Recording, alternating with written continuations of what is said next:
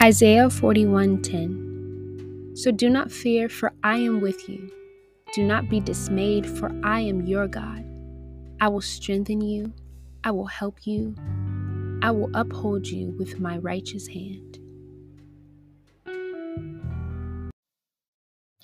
Hey guys, and welcome back to another episode of Maia Moments. I'm here with a dear friend of mine who I've had the opportunity to get to walk through this journey with life for the past couple years. And I'm just so honored to actually have her on the pod because she is bringing life into the world soon. So I'm so glad we were able to make this happen before baby girl got here. But anyway, with no other further ado needed, I'm here with Mele. Say hi to the people, Mele. Hi, people. Thanks for having me. Absolutely. Yeah, I'm really excited to talk to you today. So let's dive right in. I guess my first question to you would be, which is what I ask everybody to get it started, but where do you see the genesis of like the things that you do even today? Where do you see the genesis of that even in your childhood? Or maybe there was a moment that you saw yourself doing what you do, like has music and dance and just all the ways that you feel purpose, has that always been something that you kind of dreamed about doing? Or do you see the remnants of it when you were a child and maybe it was like foreshadowed? I think from when I was a child, I've always been into like the arts, like singing and dancing. Growing up in, a Polynesian household, that's something that we do on a daily basis. And then, of course, being a part of church where you're kind of expected to sing and dance on a weekly basis. And then, of course, going through elementary, middle, and high school, like I think I was fortunate enough to go to schools that actually had extracurricular activities like choir and color guard. And that kind of just like kept that creativeness and I guess, the dream to perform um, alive. But then, of course, when I came to Liberty, I even went to Liberty for theater. And which was really cool because I was able to actually do that for the first time, actually be on stage, be a part of a production. And I did Little Shop of Horrors. So I was one of the urchins, and it was pretty cool to actually sing and dance and, act a little bit. I'm not a great actress, but Yeah, I'm of not like course. you. But, I faked it. Oh, snap. And then I guess from there, as time went on, things happened. I ended up leaving school because we ended up getting pregnant with Armina. So it's like, as life happens, my dreams and my desires kind of changed and shifted as well. But, the one thing that I always came back to was somehow either singing or dancing. And so even after her, like I went back to join D-Trex, and that's like the hip hop dance crew at Liberty. And, I think it was a cool way to kind of like come back and be part of a community. And then also raising Armina within that, she's seen me and her dad like dance since she's been a baby. So now as like an adult, she Yeah. I've gotten into music management with Denny's music career, and it's been on pause for a little bit because of COVID, but two, he also moved back home. So like being across the country is kind of hard to do a lot of things. But at the same time too, Yeah. we were able to like, be part of Streetlight Sounds for a little bit. But now he's doing his own thing, which is okay. And it kind of just makes things a little bit easier too, to just focus on him again. And then now I work for the Academy Center of the Arts here in Lynchburg, and it's Yes, you honestly do. been a blessing because one, I get to stay within the arts community, and two, I get to be behind the scenes again. And I don't know, I like being on stage, but I think I rather see other people shine and give them opportunities to use their gifts and share their gifts with the world. So I think at the end of the day, I want to see other people walk in their purpose. especially when it comes to like music, dancing, acting, whatever it is in that aspect. And I think even with leading worship at church, I've done that for probably 3-ish years now. But yeah, like it's just something that's followed me my whole life. So did I answer your question? Yeah, I think you kind of answered it. I think you're saying like even within your childhood, like you feel like the things that you were doing even as a child, they're kind of reminiscent, or throughout your creative journey, they're kind of reminiscent and they echo each other, if you will. Yeah. Which, yeah, I think for a lot of creative people that ends up being the case in one form or fashion and another. But I know for some people, like they never picked up a camera, and then like they were just doing it as a hobby, and then they found out that they were really talented about it. So to know, like you kind of almost, you weren't groomed, but in a sense you had that grooming process, and now what people see as evidence of that, it's just kind of fruits from a long journey. I'm sure that other people can connect to that as well, because some of us, I think you're one of the oldest in your family. Are you the oldest? I am the oldest. Yes, I am the oldest. Like it's, yeah, me too. I think it's like when you are, when you're the oldest and you have a lot of responsibility on you, because I only have one sibling, but you have more siblings than me. That has a weight on it. And I'm sure it kind of groomed you in a way to just have that type of responsibility and understand what you were doing before you kind of even clicked. Like sometimes you just fall into stuff and you're like, oh, that's what I was doing the whole time. Yeah. Yeah. I think with being the eldest, it like challenged me to either step out of my comfort zone or, stay within the lane that my parents taught us. And clearly I'm the rebel of the family. So I've broken all those rules. And if anything, Not clearly. Well, if you know me, you know. But I think because I've stepped out of my comfort zone, I've made it a lot easier for my siblings to come up after me and kind of be able to chase their own dreams. Because, we're expected to go to finish school and go to college and then get married and then have kids and all these things in a certain order. But I did a lot of things out of order. So, but still seeing that I'm able to still pursue the things that, God has placed on my heart, and even pursue my dreams or see how my dreams have shifted into something else. I think my siblings kind of see that as like if she can do it, I can do it too type of thing, which is why Senny and his whole music career is still a thing. And because I know for sure that my parents didn't agree with that. They wanted all of us to go to school and, get some fancy job or whatever. But a lot of us are being more confident and bold, I guess, in stepping out and doing things that we're actually passionate about instead of settling. And I think that's just a testament to kind of like where we are culturally.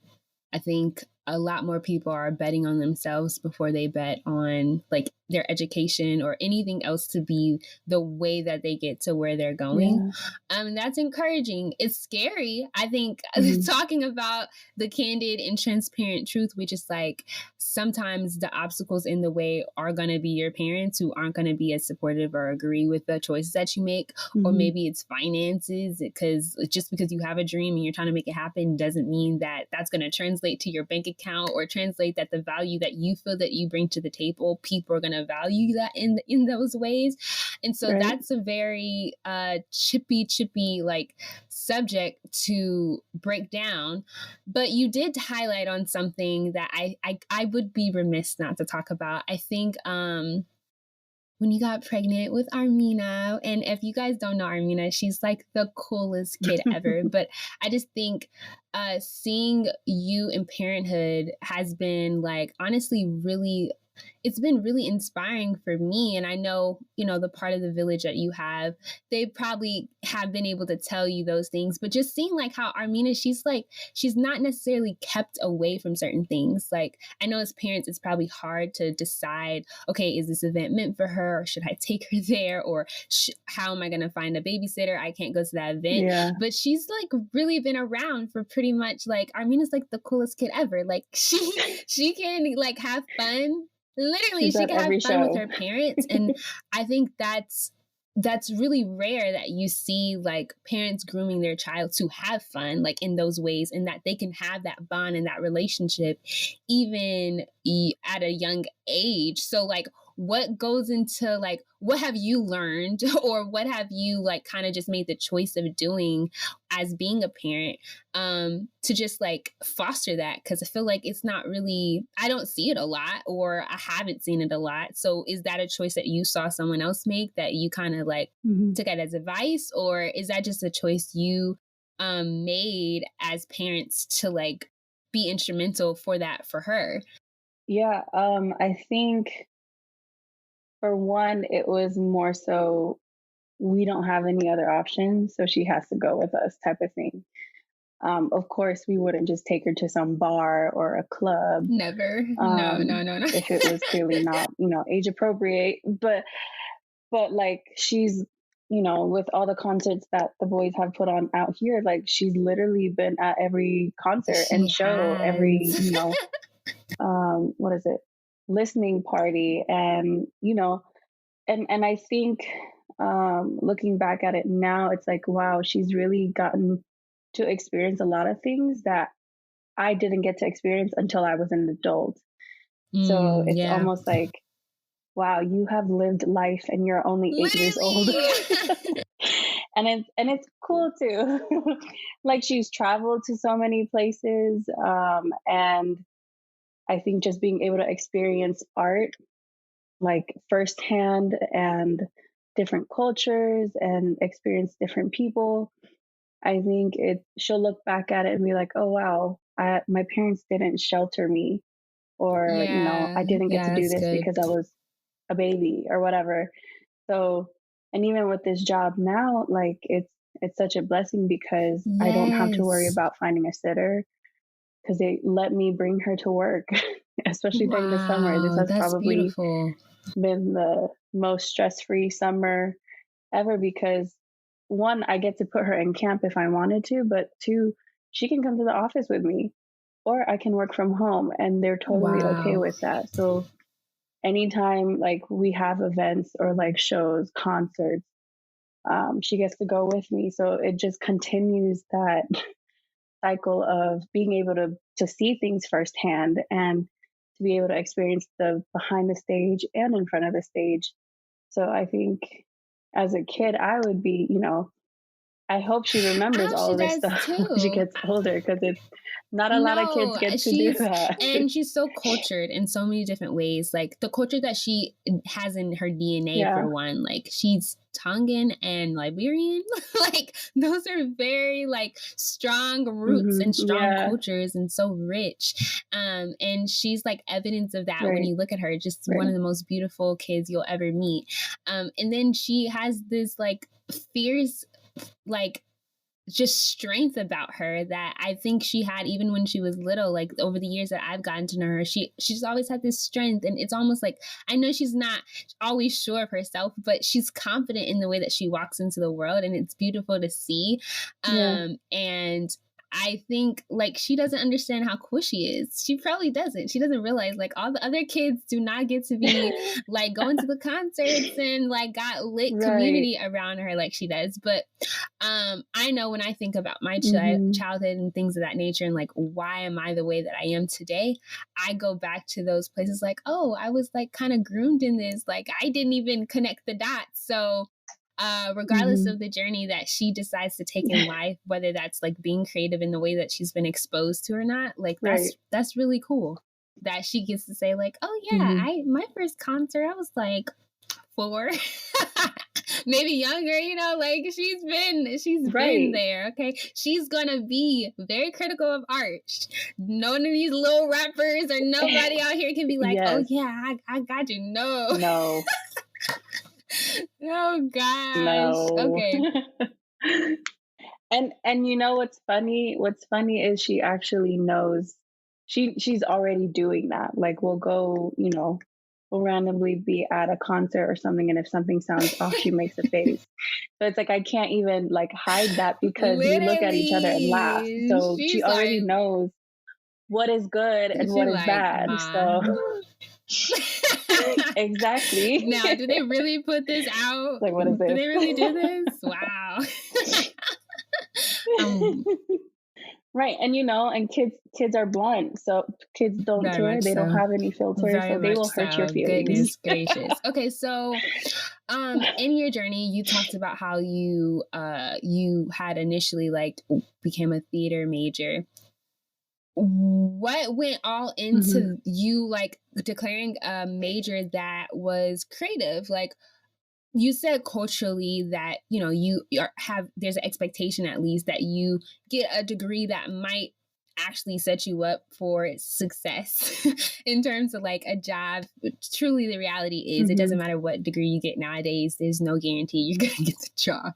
But being realistic and just talking about expectations and cultures, what all went into your decision making, and why did you choose Liberty? And why did you choose that degree?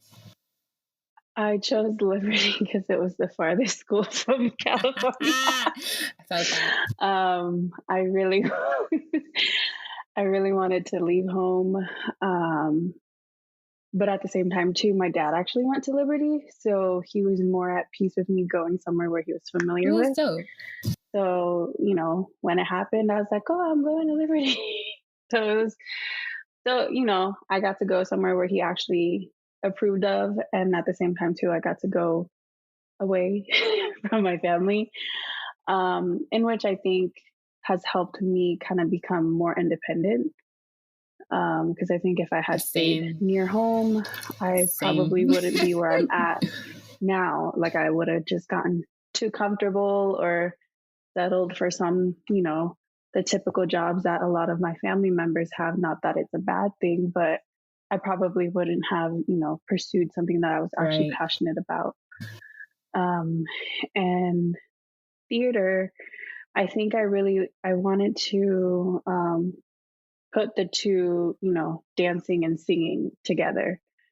So when they presented, musical theater, I was like, I can do that because I like to sing and I like to dance. So it was the perfect combination.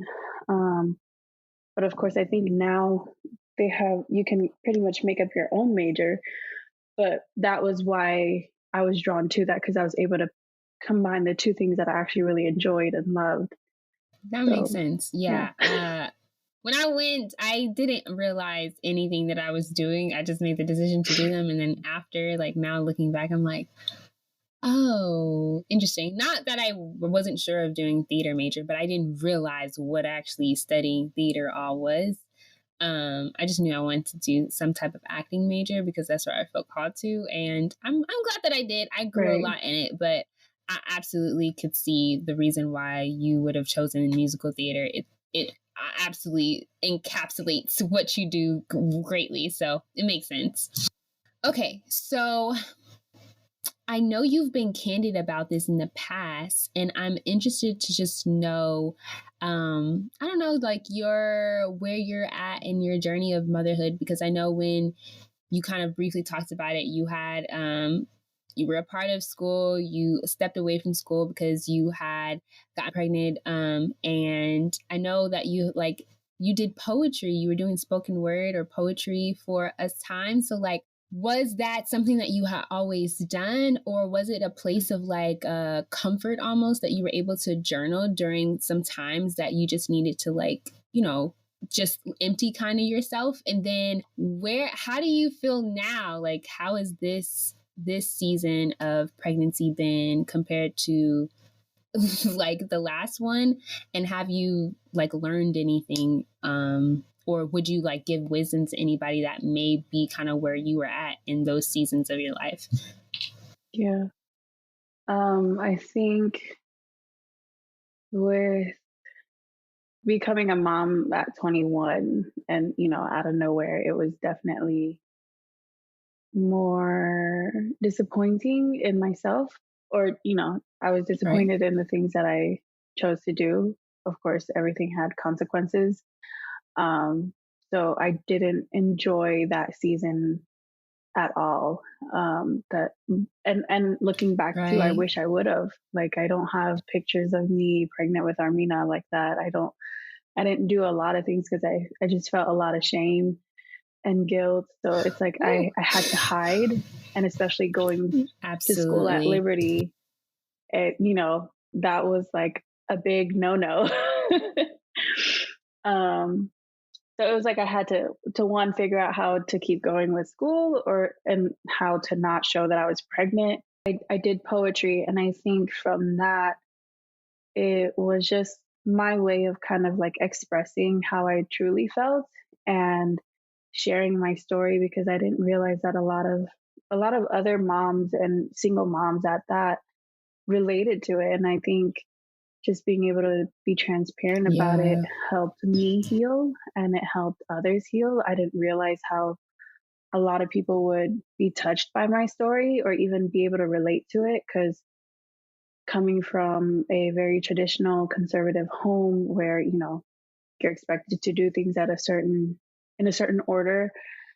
So of course, when I had to tell my parents about the news, they were very disappointed. And um, thank God we've worked through a lot of that. So like our relationship now has gotten a lot better. And then even with this pregnancy, it's unexpected again, but I I decided to choose to enjoy it rather than, hide all Right. over again, because Yeah. I'm about to be 30. It's not like I was 18 or even younger. Um, yeah. So, and that was the other thing too, is like people pointed out, they're like, Mela, you're a grown woman. Like, things happen, and like, why are you afraid, type of thing. So I decided that with this time around, I would enjoy it. So I'm trying to, wake up and choose joy. And even though some days are harder than others, it's, I think having Armina here reminds me that like I can make the best of any situation. And the fact that she's excited about having a sibling also helps me too, because I, of course, wanted to hide and run away and do, just I felt myself going back into a very dark season. Seriously. But thank God for community and for people that, are able to speak life into my situations. Because Yeah. if not, I'd be somewhere else. But yeah, it's Yeah. definitely different. I love And that. and even now too, I'm finding myself writing again. I I don't know why I stopped. I think I stopped because when I Mm. sense that my writing is out of a dark place, Yeah. I don't write. But I think I'm slowly It's, coming out of that. So I'm writing again. A lot of it is just super personal, but at the same time too, I know that with how my story with Armina touched so many people, I know that with yeah. this time around it would do the same thing, if not more, because I don't know. I really sometimes I'm like, God, why am I going through this again, type of uh, thing. But I think you know, I think that's at the end of real the though. Like at the end of the day, day, most people don't have the cookie cutter traditional way that things just fall into place. And so I think just being like owning your testimony is beautiful to see. And I'm grateful that you did choose and you are choosing joy. Um, because yeah, it's not easy, but it's the most fruitful. And it's edifying. Honestly, it is edifying. I know you have now stepped into this new position at the academy. And so how has that been helpful or insightful or anything? Like, I know you probably do enjoy your job just from the simple fact of, being able to bring your daughter there, but like from a creative point of view or from a purpose point of view, what has that been like in that journey? Like kind of doing both professional creativity like that. That seems like a dream job, like being able to step in and getting paid to like kind of do some of the things that you enjoy or be around that atmosphere of other creatives, other people doing things. Like, how has that been? I actually enjoy going to work. That's how much I like my job.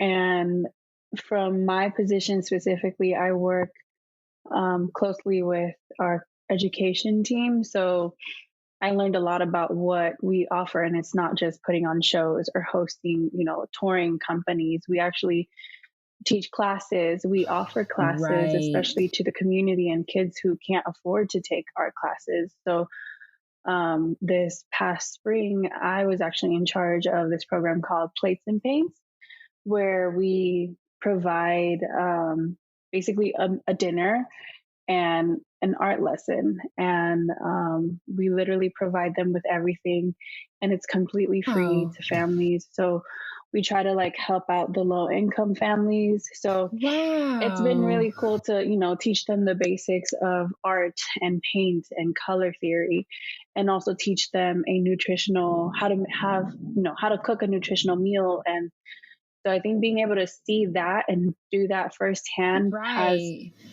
has given me a new appreciation to what we do, because one, people don't know that we offer that. And two, I think a lot of the community around here, they had no clue. And it's like, they just think of the theater as, some place for bougie people to go to with lots of money.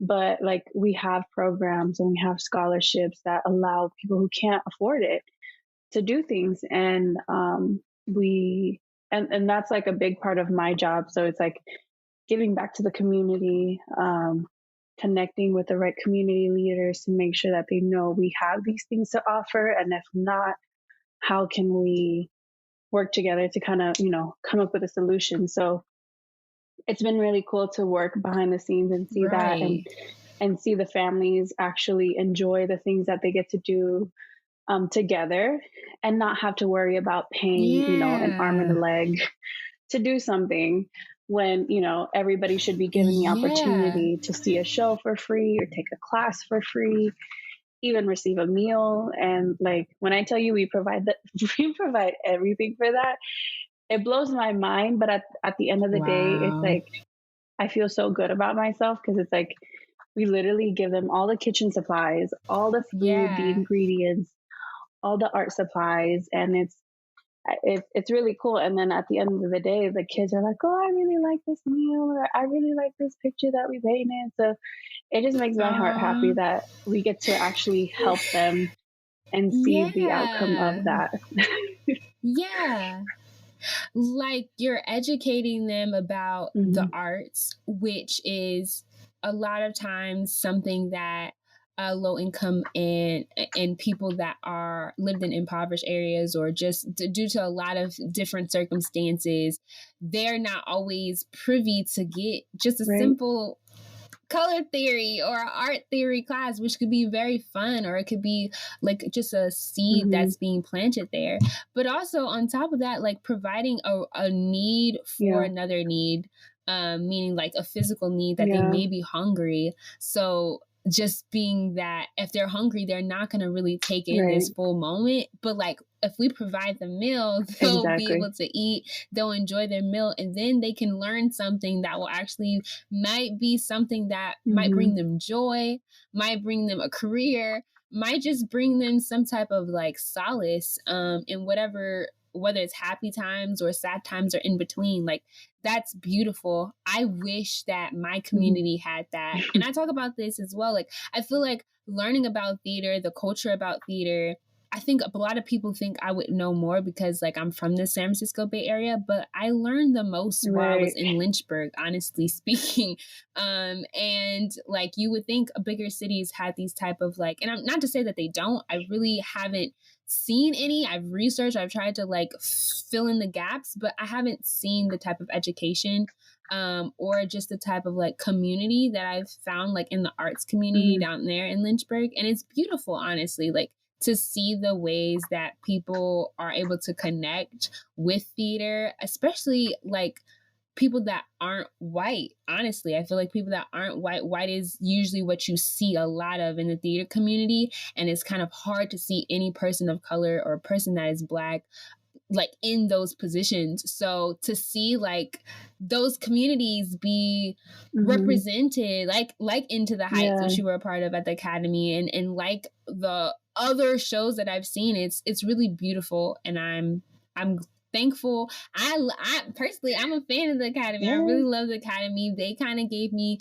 my first push before I had Joshua Carter on for this season, and we talked about it. Like, that was honestly the first show that I was on stage for when I was in Lynchburg, and I was a theater major. And so being on the Academy stage was the first stage that I actually got to be on in Lynchburg. It wasn't anything at Liberty. So I'm forever grateful. And then I got to do some other things there.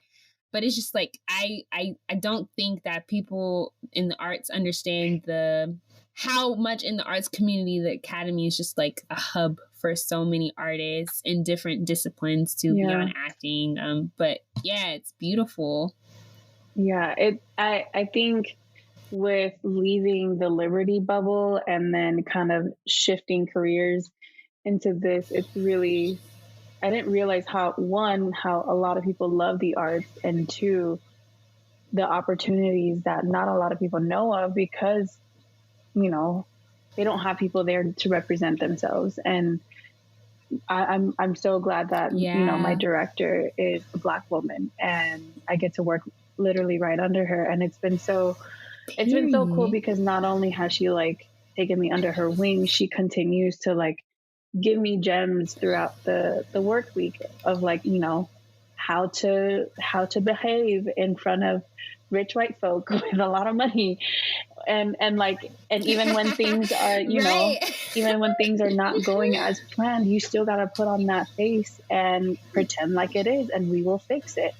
Like, as a minority, we don't get a lot of opportunities to like mingle within those crowds, but being able to be in this position and kind of seeing that on a weekly basis has taught me a lot on, you know, professionalism and how to carry myself, and knowing when to speak up and when to just leave it alone and let the others take care of it. So it's been really cool to kind of like see both sides of it all. And so I like, this job literally has been a blessing. So I hope to be here for a while.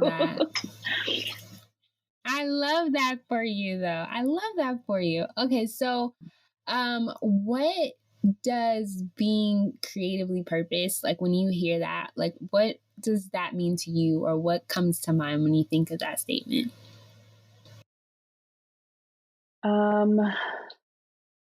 I think being creatively purposed is, for one, knowing what God has called you to do, and then I guess finding a way to do it that no other person is able to do. I guess because of being in the arts and growing up within that, it's just given me more of a passion to figure out different ways to present it to other people and to show them and inspire them that, you know, we don't, it's not a cookie cutter type of plan, but like you can make it what you want it to be. As an artist, it's literally just, you know, being confident in the things that God has called you to do. And then also not being afraid to tell your story. I think that was also one thing that I hid for a long time, is the fact that, oh, I did all these things, nobody wants to hear my story type of thing. But now as an adult, I think with just being able to be transparent and vulnerable with people, it's allowed them to see how, you know, God has truly worked in you and through you. And, it shows in the fruits that you reap. So it's like, if I'm not doing anything with the gifts that I have, then everything else around me would die. So I think that's just part of being creatively purposed, Wow, is yeah. knowing what your calling is and not afraid to share your story. And I think that's why with this pregnancy too, I'm making it more of choosing to share, but not too much. But also to show, Yeah. because who knows where a year from today I'll be at, but I know that I'll be able to get through it, just like how I've gotten through the first Yeah. pregnancy. So it's being Yeah. bold enough to not Yeah. be afraid, even though I do a lot of things afraid. But yeah. I mean, hey, you sometimes you have to push through and just do it afraid, do it fearful, do it anxious, but you have to just do it because that's really just where you're at. But wow, I love that. Lastly, but not least, your role at Hill City. Shout out to Hill City. I love Hill City so much. Your work there has been honestly speaking, I think since you've taken over like the music, like it's been just wow. Like I was a part of Hill City like 1 year after the merger, like a couple months after the merger. And so I've seen the journey of the music journey. And when you became a part of it, I think from what I could feel from the pew, I feel like you just kind of infused some new voices, some new sounds, and really kind of just made it a place of like welcoming. Like it's not just one particular genre you do or one particular like group of people that are always on stage, honestly. So what has it been like in that role at Hill City and being over the worship department? And like was that something that you saw yourself doing, or did you kind of just fall into it? So it's funny. Okay. So before I was at Hill City, I was actually at a different church. And what's funny is that Pastor James and Sarah, they had asked me to join and come help, lead their worship. And the thing was too, Yeah. like he only did that because he saw me perform at Lynchstock, which was a music festival that Lynchburg used to have years ago. It's not around anymore, but Yeah. from that one piece, they were like, "Oh, maybe you'd be able to do our worship." But of course, I disqualified myself because I was like, I really don't know what I'm doing, type of thing. So we, Hilarious. I know. So then we went to a different church for about a year, and then things were just kind of like falling out of place, so we decided to leave, and then we ended up at Hill City, and I've been there for, I really don't know how long anymore.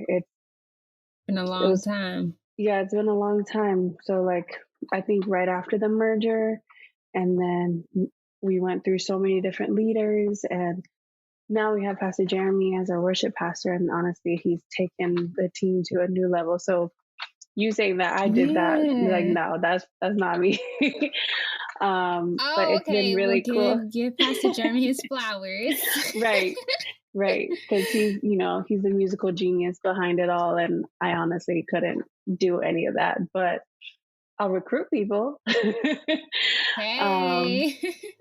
so I think that's where a lot of growth has happened, and with being a college town, it's been hard to kind of have like a consistent Yeah. team. But thankfully, we've been able to lock down our band, so that actually sounds consistent, and we'll filter out the students as they Yeah. come and go. But it's been really awesome. It's taught me a lot, especially about leadership and how to lead others. And there's been a lot of good and a lot of bad, and that comes with Yeah. any role that you're in, especially when you have to lead other people. It's like figuring out Yeah. the expectations and even unspoken expectations, and how a lot of people thought that Hmm. you would literally hold their hand, and it's like, I don't have the I capacity to can't. do that. Yeah. So it's like Yeah. and that was like another thing too that I had to learn quickly, is that a lot of people expected so much out of you. And so it was kind of like a make or break for those that were coming and going and those who wanted to serve, and, you know, learning to filter out the people who were truly there to serve and the people who just wanted to be seen. Right. And so it's like, where's your heart type of thing. And we had to let go a lot of people. We had to have a lot of hard conversations with a lot of people. So I think part of that has also taught me on how to deal with a lot of different personalities. So it's a tough job, and to have to do it on a weekly basis. I can imagine. It can be draining at times if you're not careful. So, but I'm thankful that as I'm kind of like heading out to, you know, maternity leave and be away from that, I think the right people are slowly stepping up. They're, you know, you can tell because they're faithful and they've been serving from the beginning, and, you know, they don't expect anything out of you other than just the fact that they can serve you and serve others. And I'm grateful for the help that I have now, because then it's like, oh, I can actually step away and not have to worry. So I think that's where I'm at with, as far as, you know, leading worship and being a part of that. It's been a blessing, and it's taught me a lot.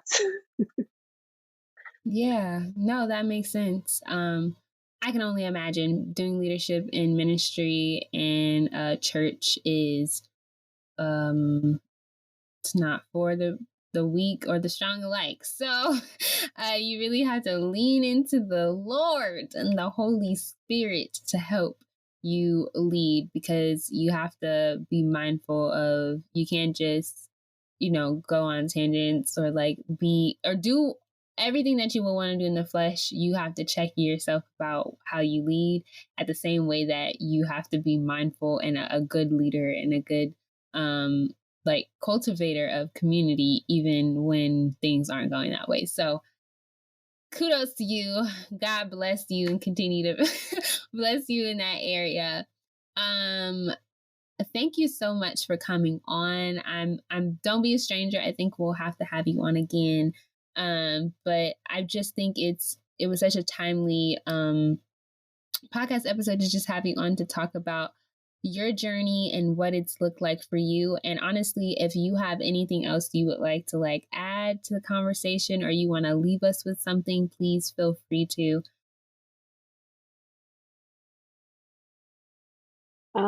I think I'll just leave y'all with, don't be afraid to share your story, no matter how messed up you think it is. You'd be surprised that a lot of people can relate to the broken parts of you. And that, and I'm talking to myself mostly.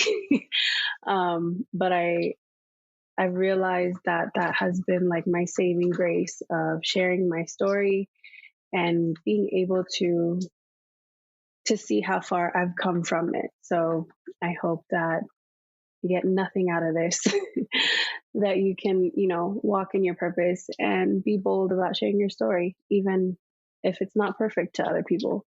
Somebody out there will be able to take something and run with it. So thank you for having me. Absolutely. It's been an honor, and I'm glad to finally be part of Maia Moments. Oh, right. So it's been really cool. So thank you. Of course. Thank you so much for gracing. If you would like to follow Mele in her journey, I will leave all the links for all the ways you can support her in the description of this episode. You can follow her journey into a mommy of 2 now, and just whatever other life's journey has to offer her. And again, thank you so much for being on, Mele, and we will see you in the next pod. Talk to you guys soon. Bye. Bye. Bye.